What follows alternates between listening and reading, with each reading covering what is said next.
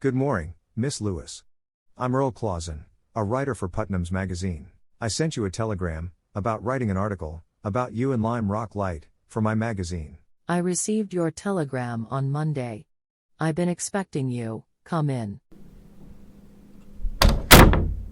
Let me take your coat and hat. How do you want to do this? Could you show me the lighthouse and I'll ask you questions as we go? All right. Miss Lewis, how did you become Lime Rock's keeper? My father was officially the keeper for 25 years, but for 17 years of that time, he was a hopeless paralytic. I myself attended the light all those years. And besides, for a long time I rowed my sister across the harbor, to Newport to school every day. Then, 28 years ago, I was appointed official keeper myself. After my father died, my mother also became a helpless invalid, and I attended both her and the light for 10 years. Now, on the 1st of July, I will have been on duty here, with and without government pay, for half a century, or over 18,250 nights. When did you perform your first rescue? It was in September 1859, I can't remember the date. 4 college students, all rich men's sons from Newport's summer colony, were romping in their catboat, while sailing across the harbor. One of them shinned up the mast, and began rocking the boat. All 4 youths were pitched into the water, where they clung, desperately, to the overturned boat. I pushed off in my dory, and, guided by the shouts, rowed until I made out a blur on the waters. There I found those 4 silly boys, 2/3 dead, awfully weak and white-faced, and almost inanimate. But I got them into my boat somehow. Here, at the light, after we had revived them with stimulants, I scolded them roundly. I said, "You're a pretty quartet. You need spanking, you do." Miss Lewis, in 1881 you were awarded a gold life-saving medal for rescuing 2 banned men from Fort Adams. Would you like to see it? Yes. It's in the sitting room. This is it. To Ida Lewis Wilson, for signal heroism in saving 2 men from drowning, February 4, 1881. What happened that day? They were 2 bandmen at the fort and were crossing on the ice. They were almost gone when we discovered them. I took the clothesline for want of something better, and climbed out over the ice as well as I could. And got it to them. One was a foreigner, and I couldn't make understand that he was to wind it around his hands. It was a great strain on me and I don't think I ever got fully over it. It was more dangerous and harder than pulling them out of the water. There was no telling when you might slip and then it would be all over, and there was no way, you see, to brace yourself to pull hard. I received this silver medal from the New York Life Saving Association, for rescuing 2 men from drowning in Newport Harbor, during a severe storm on the 29th of March, 1869. They were in velvet cases once, but so many persons handled them that the cases long ago wore out. Thousands, not hundreds, of visitors handled those cases. That flag there is a silken remembrance brought to me by Jim Fisk, of New York. The flag was painted by a New York lady named Mrs. McFarland. That teapot was given to me at the same time by the artillerymen at Fort Adams. No. I've never used it. I've never had tea of a quality good enough to put into it, so I sometimes keep my medals in it.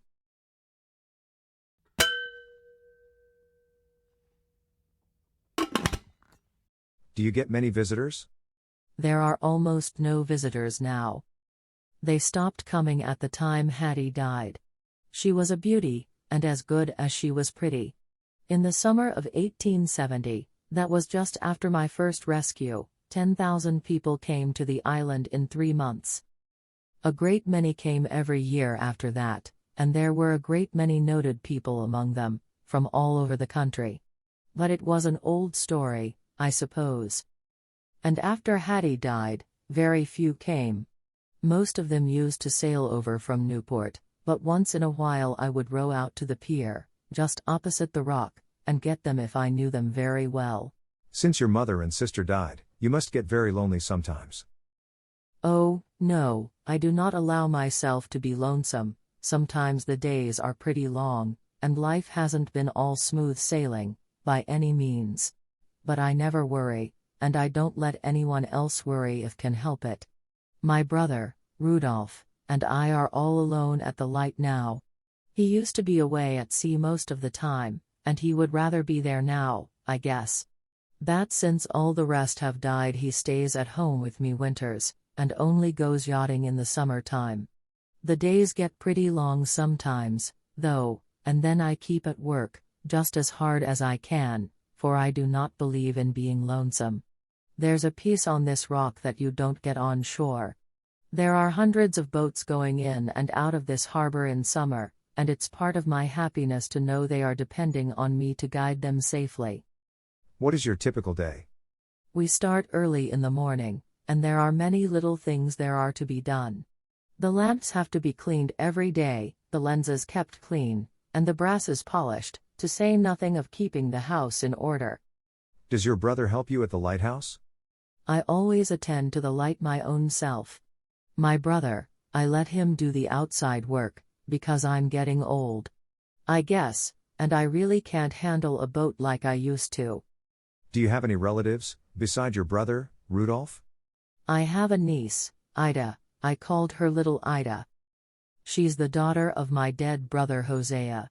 She married a Navy man. They live in Norfolk, Virginia. What do you do aside from your regular work? Oh, there are plenty of things to do. I braid rugs a good deal. Rudolph thinks it is a waste of time, but I don't think so, as long as it takes up my mind and keeps me busy. Miss Lewis, can I see the light? It's upstairs.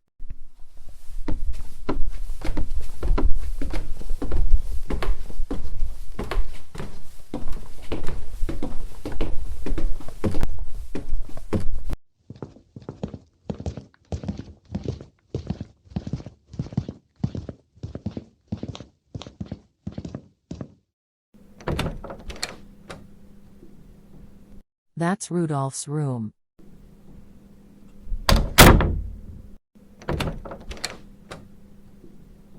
That's my room.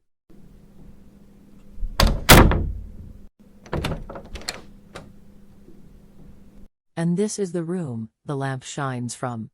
The lighthouse has 3 lamps. I put one in the lantern just before sunset, and light it. We have 2 reserve lamps, in case anything happens to one in the night. How do you keep the light lit all night? You will notice that my bed stands so high that I can see the light whenever I open my eyes during the night. I wake up regularly every half hour during the night, just as regularly as a nurse wakens who must give her patient medicine twice an hour. Always at midnight I change the lamps, taking out one and putting in another. On stormy nights I don't sleep at all.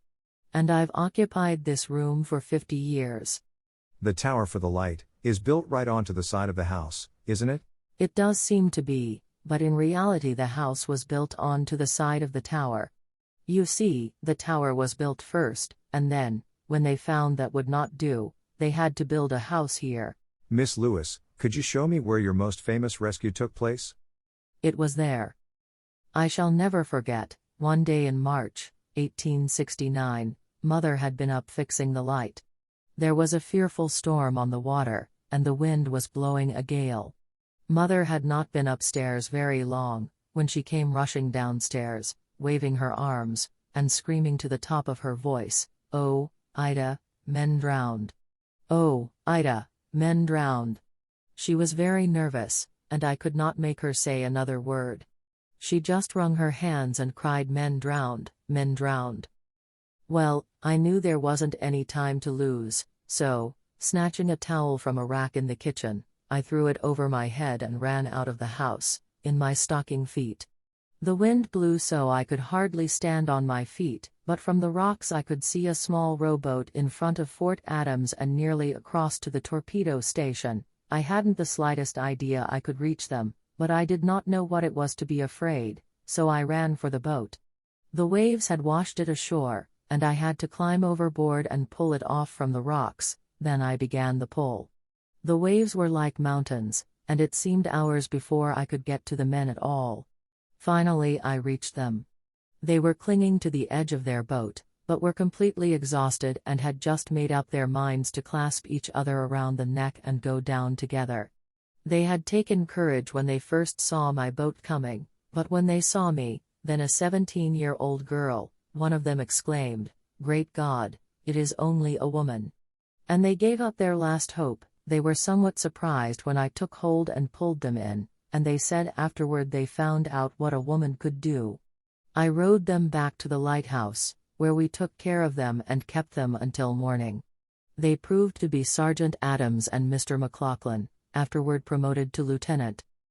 In the morning I took them over to the fort, and you never saw anyone more surprised than the men were there when Sergeant Adams and Mr. McLaughlin walked in.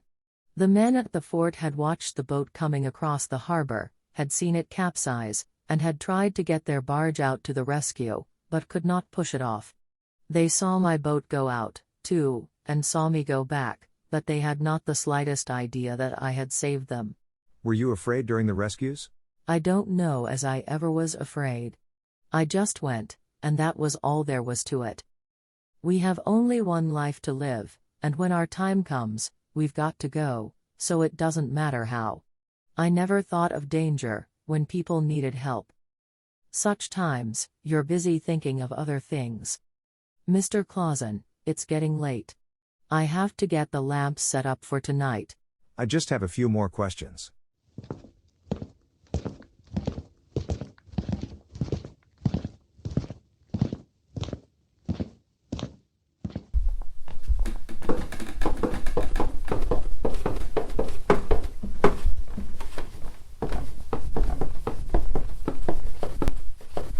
Miss Lewis, you married William Wilson nearly 40 years ago. You and he separated shortly after the marriage but remain married. Why did you break up?